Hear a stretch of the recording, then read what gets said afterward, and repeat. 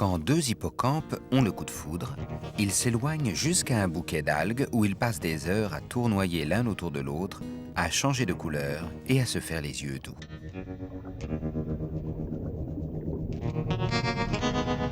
À ce moment-là, c'est la femelle qui porte les œufs. Pas pour longtemps. Après avoir nagé côte à côte en se tenant amoureusement par la queue, ils s'accrochent à une algue et se mettent à tourner en rond. Puis, le mâle pompe de l'eau dans sa poche incubatrice ventrale jusqu'à ce qu'elle gonfle et s'ouvre en grand. La femelle enfonce son oviducte dans la poche du mâle et pompe par brèves saccades pour ne pas s'épuiser.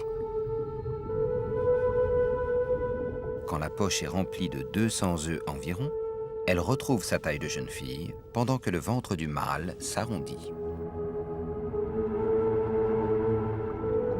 Une fois la ponte terminée, le mâle s'éloigne vers un autre bouquet d'algues où il s'accroche et attend.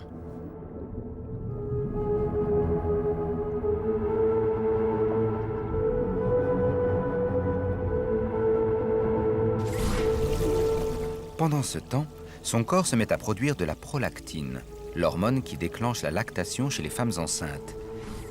La différence étant que l'hippocampe ne fournit pas de lait, mais de l'oxygène qui transforme la cavité ventrale en une sorte de couveuse. Grâce à un réseau de capillaires, il transfère aux œufs des substances nutritives qui maintiennent la poche pleine d'eau salée. Ainsi, au moment de l'éclosion, les petits hippocampes seront parfaitement préparés à leur environnement aquatique. Bien qu'elle ne joue plus aucun rôle actif, la femelle rend visite au futur père pendant tout le temps de sa grossesse. Elle se montre pleine d'attention pour lui. Une nouvelle fois, ils changent de couleur, tournoient dans les algues et finissent par une promenade, enlacés queue dans la queue. Puis elle repart jusqu'au lendemain matin, pendant qu'il siphonne de la nourriture grâce à sa bouche.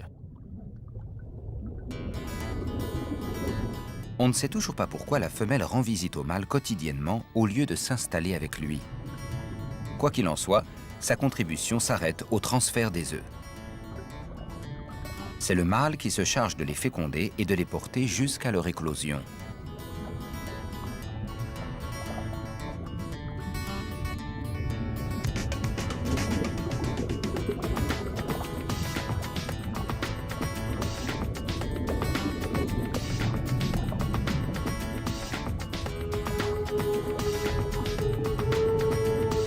Son gros ventre disparaît à mesure que les petits hippocampes parfaitement formés naissent par dizaines.